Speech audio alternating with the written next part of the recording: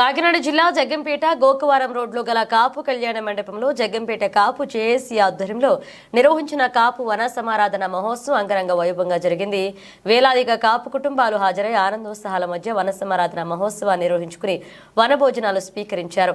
TTD board member MLA Jyothula Nehru, Kakinada జిల్లా TDP అధ్యక్షులు జ్యోతుల నవీన్ సహాయ సహకారాలతో సాగిన ఈ కార్యక్రమానికి మాజీ మంత్రి చిక్కాల రామచంద్రరావు, మాజీ ఎమ్మెల్యేలు వరుపుల సుబ్బారావు, వంగా గీతా విశ్వనాథ్, ఎమ్మెల్సీ అనంతబాబు, ఉభయ గోదావరి జిల్లాల ఎమ్మెల్సీ అభ్యర్థి పేరాబత్తుల రాజశేఖర్, రాష్ట్ర కాపు జేఏసీ నాయకులు వాసిరెడ్డి యేసుదాసు, ఆకుల రామకృష్ణ, జనసేన పిఠాపురం జగ్గంపేట ప్రతిపాడు ఇన్ఛార్జీలు మర్రెడ్డి శ్రీనివాస్, తుమ్మలపల్లి రమేష్, వరుపుల తమ్మయ్య బాబు, జిల్లా జనసేన పార్టీ అధ్యక్షులు, Kakinada urban development authority chairman Tummala Babu, జిల్లాలోని ఎంపీపీలు, జెడ్పీటీసీలు, తెలుగుదేశం, జనసేన, వైసీపీ, బీజేపీ నాయకులు హాజరయ్యారు.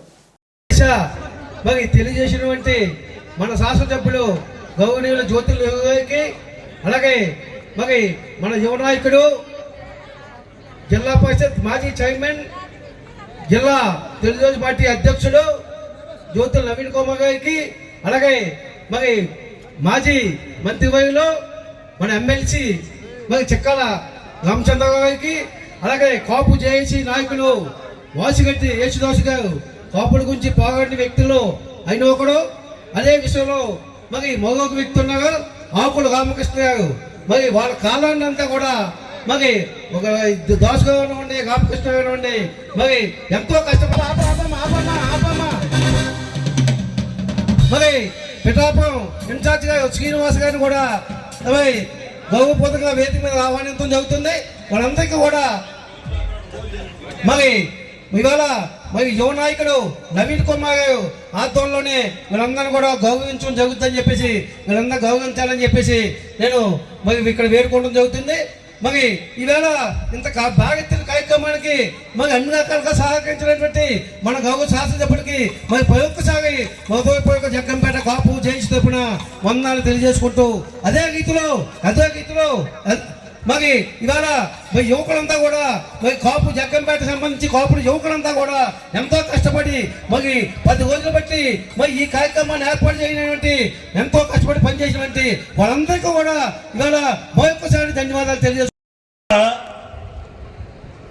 ఎన్నో చెప్పారు, మనం అంతా వ్యవసాయ కుటుంబాలకు చెందిన వాళ్ళం. వ్యవసాయదారుడి పరిస్థితి గొర్రెకి తోక బెత్తుడే అనే పరిస్థితి సామెతగానే ఉంటుంది. ఎందుకంటే మనం బతకడానికి సరిపోదు తప్పించి మనకు వచ్చేటటువంటి ఆదాయం అంతకు మించి ఎదగడానికి సరిపోదు. ఆ పరిస్థితుల నుంచి మనం బయటకు రావాలంటే ఇవాళ చాలామంది మనలో కూడా విద్యావంతులు అవుతున్నారు. 100కి 70 మంది ఉన్నత విద్యలు చదువుతున్నటువంటి వారు ఉన్నారు, ఉద్యోగాలు తెచ్చుకుంటున్నారు, ఆదాయాలు పెంపొందించుకుంటున్నారు. ఇవాళ చూసుకుంటే డాక్టర్ రమేష్ గారు వేదిక మీదకు రావాలి.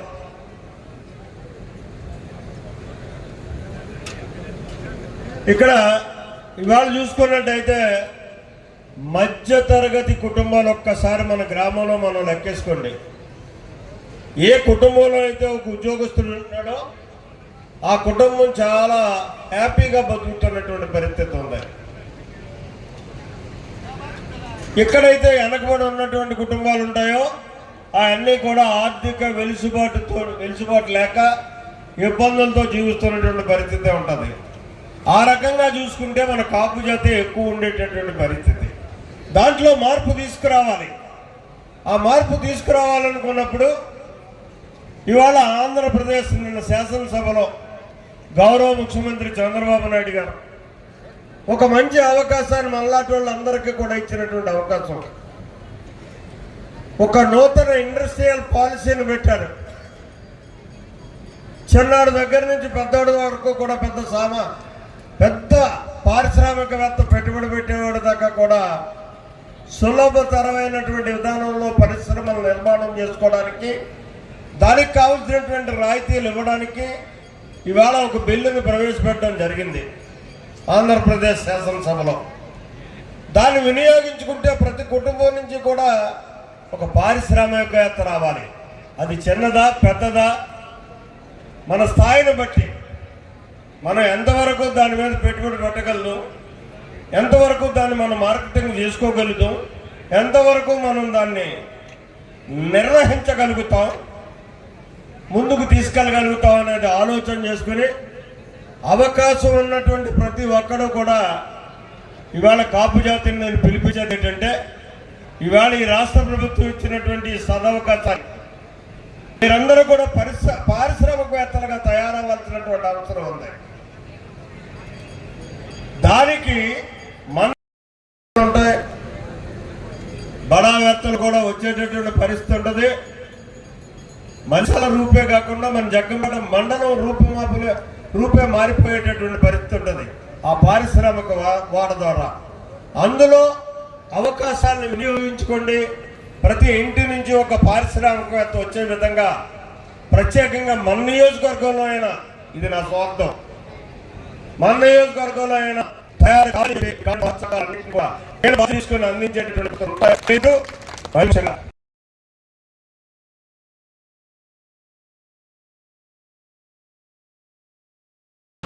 ఆరాధించడం, దానివల్ల మనశ్శాంతిని పొందడం. దానికి మా పెద్దలు ఎప్పుడో దీన్ని కార్తీక మాసంలో దామోదరుడు వస్తాడు, ఆ దామోదరుడిని సేవించుకున్నట్టయితే మనకి పుణ్యం వస్తుంది, ఫలితం దొక్కుతుంది అని చెప్పి పెద్దలు నిర్దేశించినటువంటి విధానాన్ని అనాదిగా ఆచరిస్తూ వస్తున్నాం. ఆ పరిస్థితుల్లో ఇది రెండు రకాలుగా ఉపయోగపడేటటువంటి విధానంగా. అయితే ఇక్కడ సమైక్య కార్తీక మాస ఆరాధన కార్యక్రమంగా దీన్ని మనం మార్చుకోవాలి. అంటే ఎక్కడా విభిన్నాలు లేకుండా, ఇందులోకి రాజకీయాలు తేకుండా మనం ఈ కార్తీక మాస సమారాధనని నిర్వహించుకోవాలనేటటువంటి ఆలోచనతోటే ఇవాళ మనం అన్ని రకాల రాజకీయ నాయకుల్ని కూడా, ప్రముఖులను అందరినీ పిలిచి ఒకే వేదిక మీద చూపించడానికి గల కారణం ప్రత్యేకంగా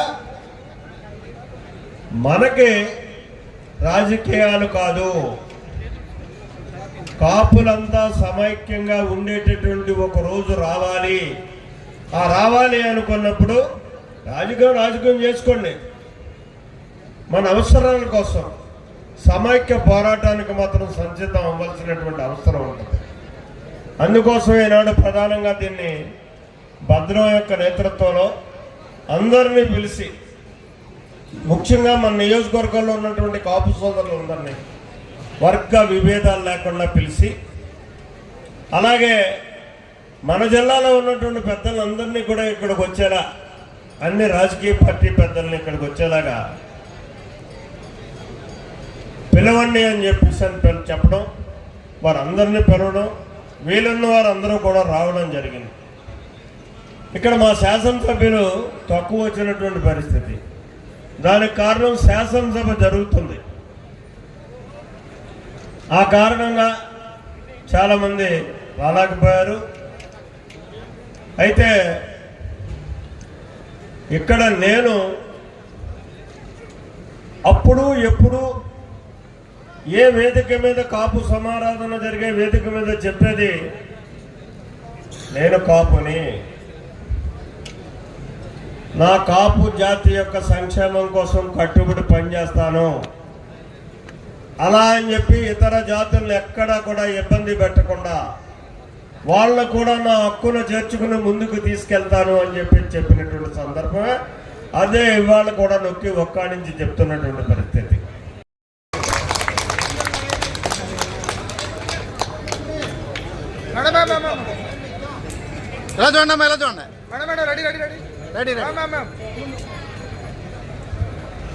అందరికీ నమస్కారం. కాపు సోదర సోదరీమణులకు, పెద్దలకు, ఇక్కడకు ఇచ్చేసిన కుటుంబ సభ్యులందరికీ కూడా మీ ఆడపడుచుగా హృదయపూర్వక నమస్కారాలు తెలియజేస్తా ఉన్నాను. మిమ్మల్ని అందరినీ కలిసే అవకాశం ఈరోజు కార్తీక వన సమారాధన సందర్భంగా కాపు వన మహోత్సవ కార్యక్రమాన్ని ఏర్పాటు చేసి అందరితో పాటు ఆత్మీయంగా ఆడపడుచు రావాలని చెప్పి మరి జ్యోతుల నెహ్రూ గారు ఆహ్వానించడం జరిగింది. ఆడపడుచుగా మరి ఆ వెంకటేశ్వర స్వామి ఆశీస్సులతో టీటీడీ మెంబర్గా అయిన మన జ్యోతుల నెహ్రూ గారికి, సోదరులు జ్యోతుల నెహ్రూ గారికి హృదయపూర్వక శుభాకాంక్షలు తెలియజేస్తూ వారు మరిన్ని ఉన్నత పదవులు పొందాలని మనస్ఫూర్తిగా ఆడపడుచుగా నేను కోరుకుంటూ, మరి శివకేశవులు ఆ పార్వతీ పరమేశ్వర్లు ఈ కార్తీక మాసంలో అందరి కుటుంబాలని కూడా ఆశీర్వదించాలి. అందరూ కూడా ఆయుర ఆరోగ్యాలతో, అష్టైశ్వర్యాలతో, సుఖ సంతోషాలతో అందరూ కూడా ఉండాలి. రాజకీయంగా మేమందరం ఉన్నాం కాబట్టి తప్పకుండా మేమందరం కూడా మీతో పాటు ఉంటాం. మీ అందరితో పాటు ఎప్పుడు సేవకి ఎప్పుడు వెనకాడమని చెప్పి తెలియజేస్తూ నాకు ఈ అవకాశం ఇచ్చినందుకు జ్యోతుల నెహ్రూ గారు ఆయన కోసం ఎంత చెప్పినా తక్కువే. ఈ మెట్ట ప్రాంతంలో తాగడానికి మంచినీళ్ళు లేని టైంలో ఈరోజు వ్యవసాయాలు పండుతున్నాయంటే అపర బహిరైతుడు ఎవరన్నా ఉన్నారంటే అది జ్యోతుల నెహ్రూ గారు. ఈ కాన్స్టిట్యున్సీకే కాదు, ఈ ఉమ్మడి తూర్పుగోదావరి జిల్లాలో నీటి వనరుల గురించి, నీటి తేటం గురించి, వ్యవసాయం గురించి తెలుసున్న అసెంబ్లీలో ఉమ్మడి ఆంధ్రప్రదేశ్ లోనే ఆ రోజు చంద్రబాబు నాయుడు గారు చెప్పడం జరిగింది. జ్యోతుల నెహ్రూ గారిని చూసి నేర్చుకోమని ఉమ్మడి ఆంధ్రప్రదేశ్ లోనే వ్యవసాయం గురించి చెప్పడం అని మహోదయం ఎత్తి ఈ నియోజకవర్గంలో పుట్టడం మనందరం అదృష్టంగా భావించాలని చెప్పి సందర్భంగా నేను తెలియజేస్తా ఉన్నాను. ఎందుకోసం అంటే ఎంత కష్టమైనా ఇష్టపడటానికన్నా వ్యక్తి, ఎంత కష్టమైనా ఇష్టపడడానికి వ్యక్తి జ్యోతుల నెహ్రూ గారు. కాపుల గురించి చెప్పమని ఆయన చెప్తా ఉన్నారు. నేను కాపులు ఒక్క వ్యక్తికి మనిషి కాదు. ఈయన అన్ని కులాలు, అన్ని మతాలు, అన్ని వర్గాలకి నేను చెందిన వ్యక్తి. గీతా విశ్వనాథ్ గారిని వేదిక మీద రావాల్సిందిగా సాధనంగా ఆహ్వానిస్తా ఉన్నాం. ఎక్స్ చైర్మన్ గారు, ఎక్స్ రాజ్యసభ, ఎక్స్ ఎమ్మెల్యే గారిని వేదిక మీద రావాల్సిందిగా కోరుతున్నాం. ఎక్స్ ఎంపీ, రాజ్యసభ అంటే ఎంపీఏ 2 అయ్యా. సార్ ఎలా ఉంది ready sir? Ready sir, ready. Okay sir. స్వామి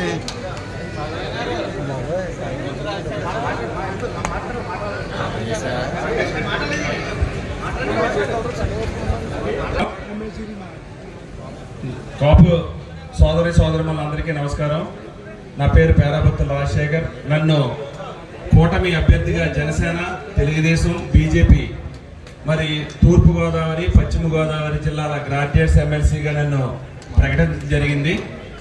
మరి జ్యోతుల నెహ్రూ గారు, మా గురువు గారు నాయకత్వంలో మరి నా విజయానికి మీరందరూ కృషి చేస్తారని మనస్ఫూర్తిగా కోరుకుంటున్నాను.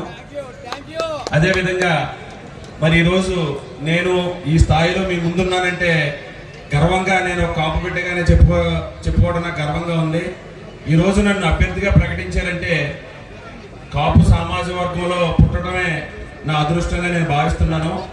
అదేవిధంగా మనందరం కూడా పవన్ కళ్యాణ్ గారు ఒక మాట చెప్పారు, మీరందరూ యువత కానీ ముఖ్యంగా అందరూ ఆచరించాలి. ఎక్కడ నెగ్గాలో, ఎక్కడ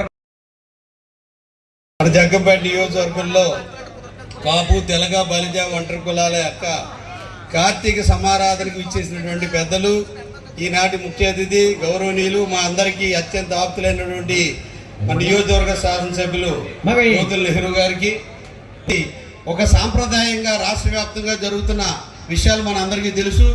మరి ఈ సందర్భంగా ఇది ప్రత్యేకంగా కాపు, తెలగ, బలిజ, ఒంటరి కులాల సమావేశం కాబట్టి ఇతర జోలికి వెళ్ళకుండా మన సంఘీయుల యొక్క సమస్యల మీద మరి అనేక సందర్భాలు ఉద్యమాలు చేసినటువంటి వ్యక్తులు మనం అనేది మనందరూ ఒకటి గుర్తించుకోవాలి. మనం ఏమి చేసినా మన సామాజికంగా ఉన్నటువంటి వెనుకబాటుతనం నుండి ఆర్థిక పరంగా వెనుకబాటుతనాన్ని దృష్టికి తీసుకొస్తూ ప్రభుత్వాల మీద యుద్ధం చేయడం జరిగింది. ఆ రోజు విజయభాస్కర్ రెడ్డి గారు అవనండి, మరి గౌరవ చంద్రబాబు నాయుడు గారి మీద అవనండి, లేదా ఇక్కడ రంగా గారి మీద హత్య జరిగినప్పుడు కానివ్వండి, అనేక సందర్భాల్లో కాపు జాతి ప్రపంచనాన్ని ఈ ఉమ్మడి రాష్ట్రంలో కోరుకుంటున్నాం. తీసుకెళ్ళి మనోళ్ళు ఇక్కడ రాష్ట్ర రాజకీయాల్లో ఉమ్మడి రాష్ట్రంలో కూడా, ఉమ్మడి ఆంధ్రప్రదేశ్ లో కూడా కాపు, తెలగ, బలిజ సహకారం లేకుండా, అలాగే కాపు తెలగ బలిజ ఒంటరి కులాల సహకారం లేకుండా ఉమ్మడి రాష్ట్రంలోనే కాదు, ఈ రాష్ట్రంలోనే కాదు, ఏ ప్రభుత్వం కూడా ఏర్పడలేదు అన్నది నగ్న సత్యంగా అనేక ఎన్నికల్లో చూపించడం జరిగింది. ఈరోజు జగ్గంపేట గ్రామంలో కాపు సమారాధన సమావేశం ఏర్పాటు చేయడం, పార్టీలకు అతీతంగా అందరు కాపు సోదరుని కూడా ఈ కార్యక్రమాన్ని ఆహ్వానించడం కూడా జరిగింది. కాపులే కాదు, ఒంటరి బలిజేటువంటి సోదరులు అందరూ కూడా కార్యక్రమంలో భాగస్వాములు వేరు.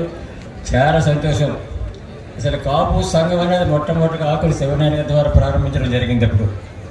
అప్పుడు కొన్ని కార్యక్రమాలు కాపు పేద సోదరుల గురించి చేయలేని దృక్పథంతో ఒక హాస్టల్ కూడా అక్కడ పెట్టి పేద విద్యార్థులకి భోజన సదుపాయాలు కూడా చేసిన సందర్భం కూడా ఆ రోజు జరిగిన సందర్భం జరిగింది. దీని మీద కొంతమంది కాపు సోదరులు కూడా మరికొంత బాధ్యత వహించి కొన్ని కార్యక్రమాలు చేసి ప్రతి సంవత్సరం కూడా ఈ వనరాభోజ భోజనాలు సందర్భం కూడా జరిగే సందర్భం కూడా జరిగింది. మరి వేళ ప్రత్యేకంగా కూడా నెహ్రూ గారి ఆధ్వర్యంలో కాపు సోదరులు అందరూ కూడా ఒక సమైక్యంగా ఉండి రాబోయే విధానంలో మన హక్కుల గురించి మనందరూ కూడా తప్పకుండా కూడా పోరాటం చేయాలి.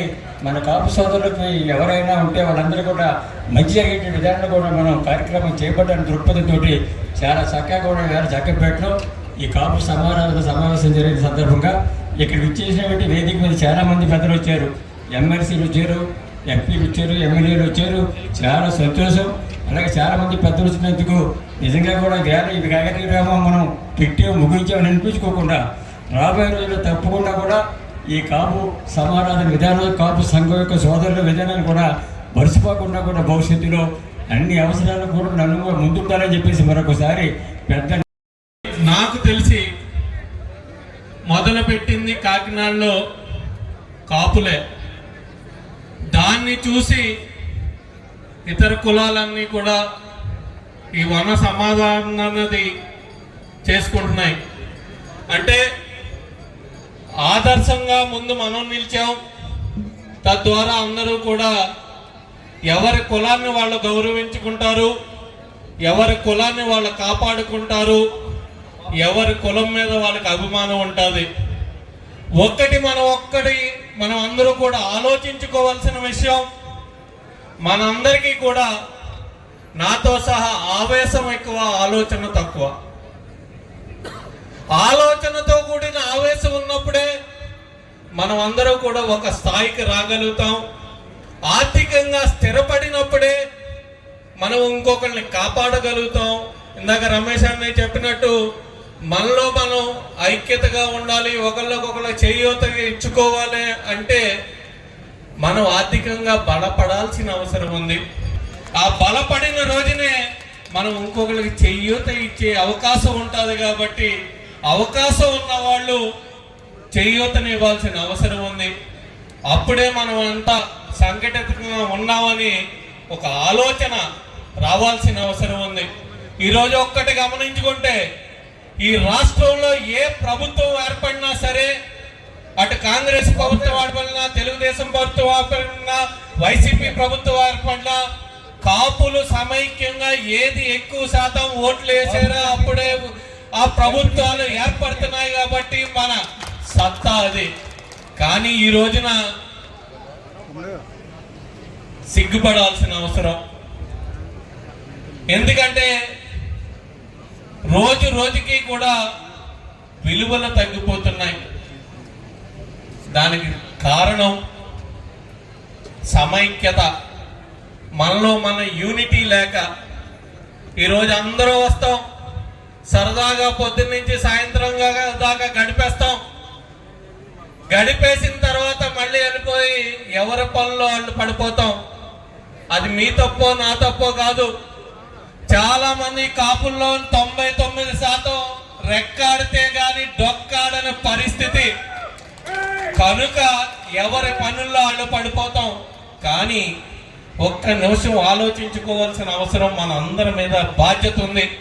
ఇకనైనా మన తర్వాతి తరాలకి అయినా సరే ఒక సంఘటితంగా ఉండే విధంగా మనం అందరూ కూడా నేర్పిద్దాం. ఫైనాన్షియల్ గా కూడా అందరూ కూడా స్ట్రెంగ్త్ అవుదాం. దానికి అవసరమైన ఏర్పాట్లు నేను చేస్తాను, మీరు చేయండి. మనం అందరూ కలిసి ముందుకెళ్దామని